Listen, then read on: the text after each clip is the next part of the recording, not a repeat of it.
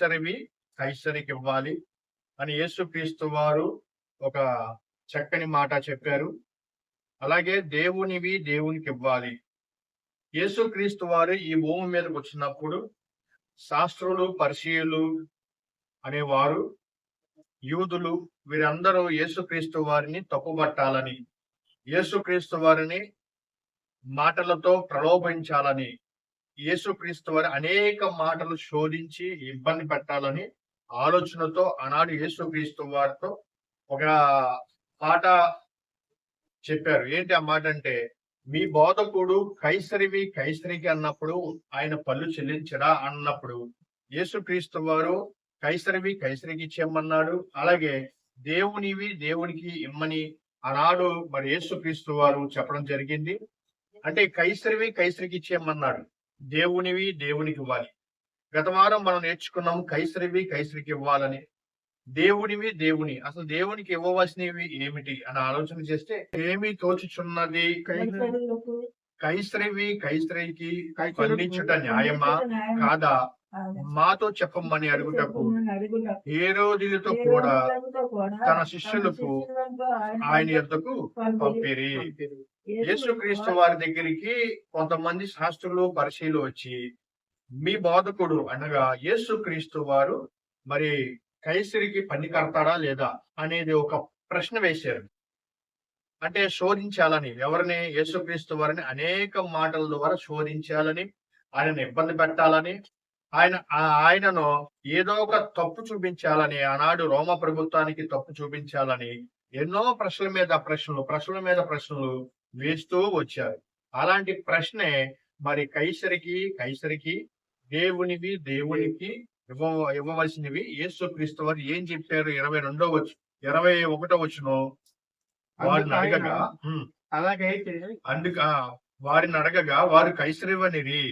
అందుకైన అలాగైతే కైసరివి కైసరికును దేవునివి దేవునికి చెల్లించుడని వారితో చెప్పాను. ఎప్పుడైతే యేసుక్రీస్తు వారిని ఒక ప్రశ్న ద్వారా శోధించడం జరిగిందో, వెంటనే యేసుక్రీస్తు వారు వారి హృదయాలను ఎరిగి వారికి సరైన సమాధానం చెప్పాడండి. సరైనటువంటి ఆన్సర్ చెప్పాడండి. ఎప్పుడైతే యేసుప్రభు వారు చెప్పారో ఈ మాట, ఎప్పుడైతే ఆ యూదులు, జ్ఞానులు, పరిసయ్యులకు చెప్పాడో వారి వెంటనే ఏం చేశారు? వారి మాట అంటే యేసుక్రీస్తు వారి మాట విని ఆశ్చర్యపడి ఆయన అక్కడి నుంచి విడిచి వెళ్ళిపోయారు. అంటే యేసుక్రీస్తు వారి ఒక మాట చెప్పినప్పుడు ఆ మాటలో ఎంతో అర్థం ఉన్న ప్రియమైన దేవుని ద్వారా ఎంతో పరమార్థం ఉందండి. ఆ విషయం వాళ్ళకి తెలియపోయేసరికి యేసుక్రీస్తు వారిని ఏదో ఇబ్బంది పెట్టాలని వచ్చారు. కానీ యేసుక్రీస్తు వారి మాటలకి వారు ఇబ్బంది పడుతూ వెళ్ళిపోయారు, వారు ఆలోచిస్తూ వెళ్ళిపోయారు. యూదులు కానివ్వండి, శాస్త్రులు, పరిసయ్యులు వీరందరూ యేసుక్రీస్తు వారు ఒక మాట చెప్పంగానే ఆ మాట వారికి ఆశ్చర్యపడిపోయారండి. అక్కడి నుంచి విడిచిపెట్టి వెళ్ళిపోయారు. ఈయనతో ఎలాంటి ప్రశ్న మనం వేయలేము అని చెప్పినప్పుడు యేసుక్రీస్తు వారు కైసరివి కైసరికి పన్ను కట్టండి, తప్పులేదు. ఏమంటే ఈరోజు మన ప్రభుత్వాలకి పన్ను కడుతున్నాం, అదేమి తప్పు కాదు. మనం జిఎస్టీ రూపంలో కడుతున్నాం, అది మంచిదే, కట్టాలి. ప్రతి పౌరుడు, భారతదేశంలో ఉన్న ప్రతి పౌరుడు గవర్నమెంట్ కి ట్యాక్స్ కట్టాలి, గవర్నమెంట్ కి పన్ను కట్టాలి. అలాగే యేసుక్రీస్తు వారు అప్పుడు ఉన్న గవర్నమెంట్ కి కైసరివికి ఇచ్చేసేయమన్నాడు. అంటే గవర్నమెంట్ కి పన్ను కట్టాడు అన్న సంగతి ఈ బైబిల్ నుంచి మనం తెలుసుకున్నాం. యేసుక్రీస్తు వారు అధికారులను కూడా గౌరవించారు, యేసుక్రీస్తు వారు ప్రభుత్వాన్ని గౌరవించారని, గౌరవించి ఆయన కైసరివి పన్ను కట్టాడు. ప్రియమైన దేవుని పిల్లలు, పన్ను కట్టినట్టు మనకి బైబిల్లోనే ఆధారం. ప్రియమైన దేవుని పిల్లలు, ఇప్పుడు మరి దేవునివి దేవునికి ఇవ్వాలి. ప్రియమైన దేవుని పిల్లరా, అసలు దేవునివి దేవునికి ఇవ్వాలి అని ఆలోచిస్తే అసలు ఎంతమంది దేవునికి ఇస్తున్నారు? ఎంతమందికి ఈ మాట యొక్క పరమార్థం తెలుసు? దేవునికి ఇవ్వటం అంటే దేవుడి సన్నిధికి వెళ్ళి స్తోత్రము చెప్తే సరిపోద్దా? లేకపోతే చప్పట్లు కొడితే సరిపోద్దా? ఆలోచించిన ప్రియమైన దేవుని పిల్లలారా, అసలు ఈ రోజు మన దేవునికి ఇవ్వవలసినవి ఏమిటి అనేది మనం ఆలోచిస్తే దేవునికి ఇవ్వకుండా పోతున్నాం. ప్రియమైన దేవుని పిల్లలారా, ఈరోజు ఈ ప్రకృతిలో ఉన్నదంతా గాలి కానివ్వండి, నీరు కానివ్వండి, నింగి, నేల, నిప్పు ఇవన్నీ ఎవరియండి? సాక్షాత్తు పరమందున్న దేవుడివండి. ఇవి దేవుడివి. దేవుడిలో ఈ పంచభూతాలు దేవుడివి. ఈ పంచభూతాలు దేవుడివి మనం అనుభవిస్తున్నాం. మనం తీసుకుంటున్న ప్రియమైన దేవుని పిల్లరా, సమస్తము దేవుడివే. సమస్తము దేవుడివే. ఈరోజు భూమిలో పండే పంట కానివ్వండి, భూమి లోపల ఉన్న బంగారం కానివ్వండి, పెట్రోల్ కానివ్వండి, డీజిల్ కానివ్వండి, కిరసనాయిల్ కానివ్వండి, ఇది ప్రతిదీ దేవుడిదే. ప్రతిదీ దేవుడిదే. మనం దేవుడికి ఇవ్వవలసిన వాటిలో మనం ఇస్తున్నామో లేదో ఒకసారి మనం ఆలోచిద్దాం ప్రియమైన దేవుని పిల్లలారా. ఈరోజు ప్రకృతిలో ఉండే ప్రతి పంట ఎవరిదండి? దేవుడిదే. ఈరోజు మనం ఒక టీవీ కానివ్వండి, టీవీ కొనుక్కుంటాం, ఇది ఎవరిది? దేవుడిచ్చాడు. ప్రకృతిలో తీసి వాటిని తయారు చేసి ఈరోజు మనం ఒక టీవీ కానివ్వండి, ఒక మైకు కానివ్వండి, ఒక మెగాఫోన్ కానివ్వండి, ఒక ఫ్యాన్ కానివ్వండి, ఇవన్నీ ఎవరి? దేవునియే. ఎందుకంటే ఈరోజు మనం దేవుని సన్నిధిలో ఏమండి ఫ్యాన్ కొనుక్కోవాలన్నా, ఒక మైకు కావాలన్నా, ఇది దేవుడికి ఉపయోగపడేట్టుగా మనం చేయాలి. దేవుడికి ఉపయోగపడేటట్టుగా మనం ఇవ్వాలి ప్రేమైన దేవుని పిల్లరా. అలాగే ఇవ్వమన్నాడు దేవుడు. మరి ఏమిస్తున్నారు? మత్తయి గారు రాసిన సువార్త 23వ అధ్యాయము 23వ వచనం చూడండి ప్రియులారా. అయ్యో వేషధారులైన శాస్త్రులారా, పరిశీలైనా, మీరు పుదీనాలోను, సోపులోను, జీలకర్రలోను 10వ వంతు చెల్లించి ధర్మశాస్త్రములో ప్రధానమైన విషయములను అనగా న్యాయమును, కనికరమును, విశ్వాసమును విడిచిపెట్టుతరి. ఏమండి? అయ్యో వేషధారుల శాస్త్రులారా, మీరు దేనిలో 10వ వంతు ఇస్తున్నారండి? పుదీనాలోను, సోపులోను, జీలకర్రలోను. ఏమండి? వీటిని ఇస్తున్నారు కానీ ఇవి చాలా తక్కువ ధర ప్రియమైన దేవుని పిల్లరా. చాలా తక్కువ వాటిని దేవునికి ఇస్తున్నారు. ఇవ్వవలసిన వాటినేమో దేవునికి ఇవ్వట్లేదు. మనకి ఎందుకు పనికిరానివి మాత్రము దేవునికి ఇస్తున్నారు. న్యాయమును, కనికరమును, విశ్వాసమును విడిచిపెట్టుతరి. వాటిని మానక వీటిని చెయ్యమన్నాడండి యేసుక్రీస్తు వారు. వాటిని మానొద్దు. వాటిని మానక వీటిని చేయమన్నాడు ప్రియమైన దేవుడు పిల్లరా. ఏమండి? ప్రకృతిలో ప్రతిదీ ఎవరిదండి? దేవునిది. ఒక పంట కానివ్వండి, ఒక గాలి కానివ్వండి, ప్రతిదీ ఈ రోజు మనం అనుభవిస్తున్నాం కదండి, ఇవన్నీ దేవునియే. దేవునికి ఇవ్వవలసినవి ఇవ్వట్లేదండి. అంటే చాలా తక్కువ రేటు మాత్రం దేవునికి ఇస్తున్నారు. ఎక్కువ ఉన్న వాటిని మాత్రం మనం ఉంచుకుంటున్నాం. ఆలోచించిన ప్రియమైన దేవుని ద్వారా, ఎవరైనా దేవుని సన్నిధిలో ఫ్యాన్ లేదనుకోండి, మనం ఏం ఇవ్వాలి? ఫ్యాన్ ఇవ్వాలి. ఒక చర్చి మందిరాన్ని కట్టుకున్నారనుకోండి, మనం ఏం ఇవ్వాలి? ఒక కుర్చీలు ఇవ్వాలి. మందిరానికి కావాల్సిన ఒక మెగాఫోన్ లేదనుకోండి, మన సంఘం అంతా కలిసి డబ్బులు పోగు చేసుకొని ఏమివ్వాలి? ఒక మెగాఫోన్ ఇవ్వాలి. ఒక స్టాండ్ ఇవ్వాలి, ఒక లైట్లు ఇవ్వాలి. ఇలాగ మనం చేసుకుంటూ పోతే దేవునికి ఇవ్వవలసిన ఇవి ప్రియమైన దేవుడి పిల్లరా. దేవునికి ఇవ్వవలసినవి కానీ వాళ్ళు మర్చిపోయారండి. వాళ్ళు మర్చిపోయి వారు తక్కువ వాటిని ఇస్తారు ప్రియమైన దేవుని పిల్లరా. అలా కాదండి. నువ్వు ఎక్కువగా దేవునికి ఇస్తే నిన్ను ఆశీర్వదిస్తాడు ప్రియమైన దేవుడితో. ఇవ్వవలసినవి దేవునికి ఇవ్వట్లేదు. ఇవ్వకూడదని దేవునికి ఇస్తున్నారండి. అందుకే యేసుక్రీస్తు వారు, అయ్యో శాస్త్రులైన పరిశుద్ధులారా, వేషధారులైన శాస్త్రులారా అంటున్నాడు ప్రియమైన దేవుని పిల్లరా. వారు చూడండి, ఇవ్వవలసినవి దాచేసుకుంటున్నారు, అవసరమైనవి ఇవ్వట్లేదండి. అవసరం కాని మాత్రము దేవునికి ఇస్తున్నారు ప్రేమ దేవుని.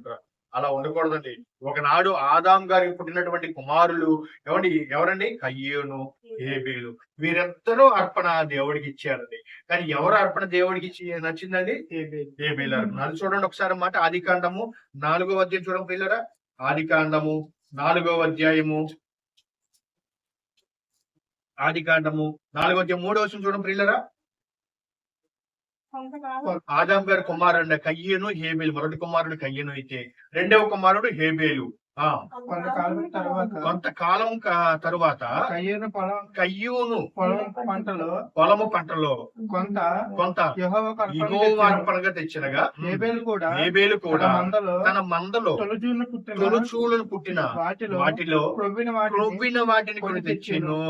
యెహోవా హేబేలును అతని అర్పణను లక్ష్య పెట్టెను, కయ్యూను అతని అర్పణను ఆయన లక్ష్య పెట్టలేదు. ప్రియమైన దేవుడు పిల్లలు, ఈ సందర్భం మనం ఎప్పుడు చదువుకుంటుంటున్నాం అంటే ఈ సందర్భాన్ని బట్టి మనకి ఏమర్థమవుతుందంటే, కయ్యూను దేవుడికి ఇవ్వని అనుకున్నాడు, మంచిది. కానీ కొంత బాగా తీసేసుకున్నాడండి. వేసాడు, తీసేసాడు. ఆ దేవుడికి ఇస్తే ఏం వస్తుందిలే అనే ఆలోచనలో ఉన్నాడండి ఎవరు? కయ్యూను. అందుకే తన పంటలో పండినటువంటి సగం భాగాన్ని తీసేసి సగ భాగము యెహోవాకు అర్పణ తెచ్చారు. అలాగే మరి హేబేలు కూడా ఏమండి తన మందను తొలిచూలున పుట్టిన వాటిని, తొలిచూలు అంటే మొదటిగా పుట్టిన వాటిని క్రొవ్విన వాటిని తెచ్చెను. క్రొవ్విన దేవునికి. అప్పుడు దేవుడు తండ్రైన దేవుడు ఏమంటున్నాడండి? హేబేలు అతని అర్పణ లక్ష్యపెట్టెను.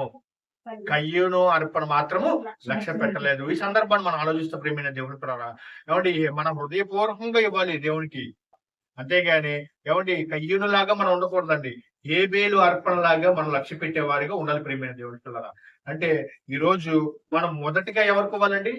దేవునికి ఇవ్వాలి. అంటే ఈరోజు ఒక పంట పండిందనుకోండి, ఆ పంటలో ఒక ధాన్యం గానివ్వండి, మొదటిగా ఎవరికివ్వాలి? దేవునికివ్వాలి. ఎవరికి ఆకుకూరలు పండియాయనుకోండి, మొదటిగా ఎవరికివ్వాలి? దేవునికివ్వాలి. కాయగూరలు పండినయనుకోండి, మొదటిగా ఎవరికివ్వాలి? దేవునికివ్వాలి. దేవునికివ్వాలంటే దేవుడనేది తీసుకుంటాడని కాదండి. దేవుని పిల్లలు వారికిస్తే వారి సువార్త ప్రకటించి వారికి ఆహారం తీర్చిన వారమవుతాం ప్రియమైన దేవుని పిల్లలారా. దేవుని సన్నిధిలో ఎంతో మంది భోజనం లేని వారు ఉంటారండి. వారికివ్వండి. దేవుని సన్నిధిలో ఎంతో మంది పనులు లేక ఇబ్బంది పడుతూ డబ్బులు లేక ఉంటారండి. వారికివ్వండి. మొదటి స్థానం వారికిస్తే నాకిచ్చినట్టే అంటాడండి తండ్రైన దేవుడు.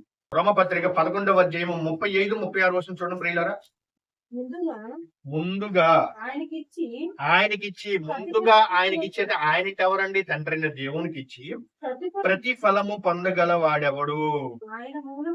ఏమంటే ముందుగా ఆయనకి ఇవ్వాలి ప్రియమైన దేవుని పిల్లరా. ఈ రోజు పంట కానివ్వండి, ఏమండి మన జీతములో మొదటిది కానివ్వండి, ఏమండి ఒక దశమ భాగం కానివ్వండి, ఇవన్నీ సేవకులకి ఇస్తారు. మంచిదే ఇవ్వాలి. ఎందుకంటే వారు సంఘంలో ఏదైతే కొడుతుందనుకోండి అది కొంటారు. సంఘంలో ఎవరైనా పేదవారు ఉన్నారనుకోండి వారికి ఇస్తారు. లేదా సంఘంలో పరిచర్యకి వాడబడతారు. మొదటిగా దేవుడికి ఇవ్వాలి ప్రియమైన దేవుని పిల్లరా. మొదటగా దేవుడికి ఇచ్చాడు ఎవరు? హేబేలు. అలాగా మనం ఈ రోజు మొదటిగా దేవునికి ఇస్తే ఆయన ప్రతిఫలము పొందగలవాడెవడు? 36 వచనం. ఆయన మూలమున ఆయన ద్వారానే ఆయన నిమిత్తము సమస్తము కలిగినవి. ఏమండి? ఆయన ద్వారానే కలిగినవండి. ప్రకృతులు కానివ్వండి, ఏమండి ఒక సూర్యుడి నుంచి వేడి కానివ్వండి, ఏమంటే చంద్రుడి నుంచి వచ్చే కాంతిగా కానివ్వండి, ఎవరి నక్షత్రాల నుంచి వచ్చిన వెలుగు కానివ్వండి, ఇవన్నీ ఆయన ద్వారా నుంచి వచ్చిన ప్రియమైన దేవుని పిల్లరా. ఏమండి సమస్తం ఆయనయే. కలిగి ఉన్నది ఏదియు ఆయన లేకుండా కలగలేదు అన్నాడండి. ఏమంటే ప్రతి వస్తువు ఆయనదే ప్రియమైన దేవుని పిల్లరా. ప్రతి ప్రకృతిలో పండే పంట ఆయనదే ప్రియమైన దేవుని పిల్లరా. అందుకే మొదటిగా ఆయనకి ఇవ్వాలండి. ఆయనకి ఇచ్చిన తర్వాత మనం వాడుకోవాలి ప్రియమైన దేవుని పిల్లరా. అందుకే ముందుగా ఆయనకి ఇచ్చి దేవునివి అంటే పంటల్లో పండించే కాయగూరలు కానివ్వండి, ఆకుకూరలు కానివ్వండి, ముందుగా ఎవరికి ఇవ్వాలి? దేవునికి ఇవ్వాలి ప్రియమైన దేవుని పిల్లలు. దేవునికి ఇస్తే మనకు ప్రతిఫలం ఇస్తాడు. ఎవరు? తండ్రైన దేవుడు. ఏమండి? అని కనుక ప్రియమైన దేవుని పిల్లరా, ప్రతి వస్తువు దేవునిదండి. ఒక ఫ్యాను ఈ రోజు ఎవరిది? దేవుడిదేనండి. అంటే దేవుడు ఇచ్చినటువంటి మనకి ఏదైనా సంఘంలో ఏదైనా లేదనుకోండి, అది మనం అడుగుతాం. ఫలానా అడుగుతాం. వారు మనకి ఏదో ఒకటి సహాయం చేస్తారు. అంటే దేవుని వస్తువు. ఏమంటే మైకు అది దేవుని పనిగా ఉపయోగపడుతుంది. అవునా కదా? ఒక సెల్ ఫోన్ దేవుని పనిగా ఉపయోగించాలి. ఒక సెల్ ఫోన్ లో యూట్యూబ్ లో వచ్చే ప్రసంగాలు మనం షేర్ చేస్తూ ఉంటాం. లేకపోతే స్టేటస్ లో పెడతా ఉంటాం. లేకపోతే ఫేస్బుక్ లో పెడతాం. అంటే పరిచర్య కొరకు ఉపయోగపడాలి ప్రతి వస్తువు. ఒక మెగాఫోన్, ఒక యాంప్లిఫైయర్ ఏంటి ఇవి స్వార్థ పనిలో ఉపయోగపడాలి. అనేక ప్రాంతాలకు వెళ్లి వాక్యాన్ని ప్రకటించాలంటే యాంప్లిఫైయర్ అవసరం. అంటే ఒక యాంప్లిఫైయర్, మెగాఫోన్ సువార్త పనిలో ఉపయోగించాలి. ఏమంటే ఒక ఫోను సువార్త పనిలో ఉపయోగించాలి. అలాగే ఒక కెమెరా ఏమంటే సువార్త పనిలో ఉపయోగించాలి. ఎందుకంటే కెమెరాలో షూట్ చేసి వీడియోస్ మనం అప్లోడ్ చేస్తున్నాం కదండి. యూట్యూబ్ ద్వారా అనేక మంది చూస్తారు. అంటే ఒక కెమెరా కూడా దేవుడి పనిలో ఉపయోగించాలి. అలాగే ఒక మోటార్ సైకిల్, ఒక బైకు కాబట్టి ఆ బైక్ కూడా దేవుని సువార్త కొరకు ఉపయోగించాలి ప్రియమైన దేవుని పిల్లరా. అనేక మంది సేవకులు వస్తారు కదండి. ఆ సేవకులు వారిని ఎక్కించుకొని వారి గమ్యానికి తీసుకువెళ్ళాలి. వారి మీటింగ్కి తీసుకువెళ్ళాలి. అందుకొరకు ఒక బైక్ ను మన దేవుని పనిలో ఉపయోగించాలి. అలాగే ఒక కారు మన సేవకులు విజయవాడ పట్టణానికి వచ్చినప్పుడు మనం వారిని తీసుకొని వెళ్ళాలి ప్రియమైన దేవుని పిల్లరా. ఎక్కడికి? వారు సువార్త ప్రకటించడానికి వస్తున్నారు కదండి. వారిని రిసీవ్ చేసుకుని వారిని తీసుకెళ్లే పనిగా ప్రతి వస్తువు దేవుని పనిలో ఉపయోగించాలి ప్రియమైన దేవుని పిల్లరా. దేవుని కొరకు ఉపయోగించాలండి. మన సేవకుడు సువార్త పనిలో బిజీగా ఉంటారు కదండి. అనేక ప్రాంతాలకు వెళ్ళి వారు చాలా అలసిపోతారు. వారి కొరకు మనం ఒక గదిని ఏర్పాటు చేస్తాం. ఎందుకు? అది చాలా మంచి కార్యక్రమం ప్రియమైన దేవుని పిల్లరా. ఎందుకంటే సువార్త ప్రకటించే వారి పాదములు సుందరములు అన్నాడండి బైబిల్‌లో. మరి మన దగ్గరికి అనేక మంది బోధకులు వస్తారు. వారికి మనం ఏం చేస్తాము? ఒక రూము సిద్ధపడి చేస్తాం. అందులో ఒక మంచం గానివ్వండి, ఒక ఫ్యాన్ గానివ్వండి, ఒక ఏసీ గానివ్వండి, ఒక వాటర్ గానివ్వండి, ఇవన్నీ వారి కొరకు ఏర్పాటు చేస్తాం. ఎందుకు? వారు అనేక ప్రాంతాలకు వెళ్లి వాక్యాన్ని ప్రకటించి, బోధించి, వారు ఎంతో కష్టపడి ప్రయాణాలు చేసి వస్తారు కదా! అలాంటి వారి కొరకు మనం ఏం సిద్ధపడి చేస్తాము? ఒక గదిని ఏర్పాటు చేస్తాం. అలాగే మరి బైబిల్‌లో పాత నిబంధనలో ఒక స్త్రీ కనబడిద్దండి. ఆవిడ ఎవరంటే శూన్యమయురాలు. ఎవరు ఆవిడ పేరు? శూన్యమయురాలు. ఆ స్త్రీ ఆవిడ గూడా ఒక భక్తుడికి ఒక గదిని ఏర్పాటు చేసింది. ఎవరు ఆ భక్తుడంటే ఎలీషా ప్రవక్త గారండి. చూడండి ఆ మాట. రాజుల 2వ గ్రంథము 4వ అధ్యాయం 8వ వచనం. ఒక దినమున ఎలీషా షూనేమి పట్టణములకు పోగా అచ్చట గనురాలిన ఒక స్త్రీ భోజనముకు రమ్మని అతని బలవంతం చేసిన గనుక అతడు ఆ మార్గమును వచ్చినప్పుడల్లా ఆమె ఇంట భోజనం చేర్చి వచ్చును. ఏమంటే ఎలీషా ప్రవక్త అనేక ప్రాంతాలకు వెళ్ళి సువార్త ప్రకటిస్తూ వస్తూ ఉండేవాడు. ఇతను ఒక గొప్ప ప్రవక్త. ఎవరండి? ఎలీషా గారు. ఏమంటే దేవునికి ఇష్టమైన ప్రవక్త ప్రియమైన దేవుని ఎలీషా. అటువంటి ఒక సందర్భంలో ఏమండి ఒక పట్టణానికి వచ్చాడు. షూనేమి పట్టణంకు వచ్చాడండి. వచ్చినప్పుడు ఒక వాక్యాన్ని ప్రకటించినప్పుడు అక్కడ ఒక స్త్రీ కనబడిందండి. ఆవిడ పేరు షూనేమీరాలు. ఆవిడ ఏం చేసింది? ఏమన్నా వాళ్ళ పెనిమిటితో చెప్పింది, అయ్యా మరి ఇలాగా ఒక భక్తుడు ఎలీషా గారు మన ప్రాంతానికి వస్తున్నాడు. అతనికి ఒక రూమ్ మనం సెలెక్ట్ చేయాలి. అతను బస చేయడానికి కానివ్వండి, అతను విశ్రాంతి తీసుకోవడానికి కానివ్వండి, ఒక రూమును ఒక మేడ మీద గది కట్టాలని ఆలోచన చేసిందండి. ఈరోజు సేవకులు మన మధ్యకు వచ్చినప్పుడు మనం కూడా ఒక రూముని ఇస్తామండి. ఎందుకు? వారు అనేక ప్రాంతాలకు వెళ్లి సువార్త ప్రకటించి వస్తారు కదండి. వచ్చినప్పుడు వారు విశ్రాంతి తీసుకుంటారు. స్త్రీ కూడా ఎలీషా ప్రవక్త గారికి ఒక గదిని ఏర్పాటు చేసిందండి. ఏంటి ఎక్కడది? 10వ వచనం చూడండి. కావున మనము అతనికి గోడ మీద ఒక చిన్న గది కట్టించి అందులో అతని కొరకు మంచము, బల్ల, పీట, దీపస్తంభము ఉంచుదుము. మన ఎద్దుకు వచ్చినప్పుడల్లా అందులో బస చేయవచ్చునని చెప్పెను. ఆ తర్వాత అతడు అక్కడికి ఒకనొక దినమును వచ్చి ఆ గదిలో వచ్చి అక్కడ పడుండెను. ఏమండి? ఒక గొప్పగా మనసు పెట్టి ఆలోచించిందండి. ఒక షూనేమీరాలు స్త్రీ ఏమండి ఎలీషా గారికి ఒక గది కట్టించి, ఏమండి అందులో ఒక మంచము, ఏమండి ఒక బల్ల, ఒక పీట, ఒక దీపస్తంభము, ఇవన్నీ ఏర్పాటు చేసింది ప్రియమైన దేవుని పిల్లరా. చూడండి ఎంత గొప్ప జ్ఞానంగా ఆలోచించింది ప్రియమైన దేవుని పిల్లరా. ఈరోజు మన దగ్గరికి వచ్చిన వారు కూడా మనము కూడా వారికి కావలసిన షెల్టర్ ఏర్పాటు చేయాలి ప్రియమైన దేవుని పిల్లరా. ఎందుకంటే సమస్తము దేవుడిచ్చాడండి. దేవునికి ఇవ్వమని అంటే మనం ఏదో దేవుని సన్నిధికి వెళ్ళి స్తోత్రం చెప్తే సరిపోద్ది అనుకుంటున్నారా? కాదండి. దేవుని దగ్గరికి వెళ్ళి చప్పట్లు కొడితే సరిపోద్ది అనుకుంటున్నారా? కాదండి. దేవుని పిల్లలకి ఏమి కావాలో ఆ అవసరాలు మనం తీర్చాలి ప్రియమైన దేవుని పిల్లరా. సేవకులకి ఏ అవసరం ఉన్నదో అవి మనం తీర్చాలి ప్రియమైన దేవుని పిల్లరా. అనేక మంది భక్తులైన వారు, అనేక మంది దైవ సేవకులు మన మధ్యకి వచ్చినప్పుడు వారికి అవసరం ఏటితో కనుక్కొని వారికి ఏ భోజనం చేస్తారు, ఏ టిఫిన్ చేస్తారు, వారికి ఏ అవసరం ఉన్నదో అవన్నీ మనం ఏర్పాటు చేస్తామే అసలైన దేవునికి ఇవ్వవలసిన వాటిలో ఉంటాం ప్రియమైన దేవుని పిల్లరా. ఇవి ఇవ్వాలి ప్రియమైన దేవుని పిల్లరా. ఎందుకంటే సమస్తము ఆయనయే అండి. సమస్తము ఆయనయే. ఆయన ద్వారా కలిగినవి కనుక ఆయనకి ఇవ్వాలండి. ఎవరైనా మందిరం కట్టుకున్నారనుకోండి, ఇక నా వంతు ఒక 10 సిమెంట్ బస్తాలు, ఇక నా వంతు ఇటుకరాలకి ఇస్తున్నాను, నా వంతు ఇలాగిస్తున్నాము, నా వంతు ఒక ఫ్యాన్ కొనిస్తున్నాము. మందిరానికి కావాల్సిన అవసరాలు ఒక లైట్లు కానివ్వండి, ఒక మెగాఫోన్ కానివ్వండి, ఒక మైక్ కానివ్వండి, ఒక స్టాండ్ కానివ్వండి, కుర్చీలు కానివ్వండి, ప్రతిదీ దేవుని వస్తువులు ప్రియమైన దేవుడి పిల్లరా. అంటే దేవుని వస్తువులు దేవుని కొరకు వాడబడతాయి. మరి అప్పుడప్పుడు మన మెగాఫోన్ కూడా తీసుకెళ్తారు కొంతమంది సేవకులు. ఇవ్వాలి, ఎందుకంటే అవి దేవునివి. దేవుని వస్తువులు దేవుని కొరకు వాడబడాలి. ఒక స్టాండ్ కానివ్వండి, ఒక ఫ్యాన్ కానివ్వండి, ఒక యాంప్లిఫైయర్ కానివ్వండి, మైక్ కానివ్వండి, ఒక మోటార్ సైకిల్ కానివ్వండి, ఇవన్నీ దేవునివి. దేవుని వస్తువులు దేవుని కొరకు వాడబడాలి. కనుక ప్రియమైన దేవుని పిల్లరా. ఈ రోజు మనం అనుభవిస్తున్న ఇవన్నీ దేవునియే అండి. మనయి కాదు. మనయి కాదు. దేవునికి ఇవ్వాల్సింది దేవునికి ఇవ్వాలి. అది మొదటిగా దేవునికి ఇవ్వాలి. అప్పుడు దేవుడు నిన్ను ఆశీర్వదిస్తాడు. ఏదో దేవుడికి ఇస్తే ఏమొస్తదిలే అని అనుకోమాకండి. ముందు దేవుడికి ఇచ్చి చూడు. హృదయపూర్వకంగా ఇచ్చి చూడండి. దేవుడి ఆశీర్వాదం మీకు కంటికి కనిపించవండి. దేవునికి ఇవ్వాలి. మొదటిగా దేవునికి ఇవ్వాలి. ఇవ్వవలసిన వాటిలో దేవునికి ఇవ్వకుండా, ఇవ్వకూడని వాటిల్లో దేవుడికి ఇస్తుంటే ఏం ఉపయోగం ప్రియమైన దేవుని పిల్లరా? ఇన్నున్నాయండి. మనం వాడుకున్న దాంట్లో ఎన్నున్నాయండి ఇవ్వవలసినవి దేవునికి. అలాగే ఇవ్వండి. దేవుడి పనిలో ఉంటాయి. దేవుడు దేవుడి పనిలో ఉండాలి ప్రియమైన దేవుని పిల్లరా. ఈరోజు చూడండి, మరి మీటింగ్‌లో సభలు జరిగినప్పుడు మరి ఫ్లెక్సీలు మరి అంటిస్తాకి వెళ్తూ ఉంటాం. మరి ఆ ఫ్లెక్సీలు మరి మైదా పిండి తీసుకొని మరి అనేకమైన గోడల దగ్గరికెళ్లి అంటిస్తూ ఉంటాం. ఇదొక దేవుడి పనండి. దేవుని పని. దేవునికి ఇవ్వాల్సిన మన శరీరంలో కూడా మన అవయవాలు కూడా దేవునికి ఇవ్వాలి. నువ్వు నోటి మాటతో స్తుతిస్తే సరిపోదు. దేవునికి ఇవ్వాల్సినవి ఇవ్వాలి.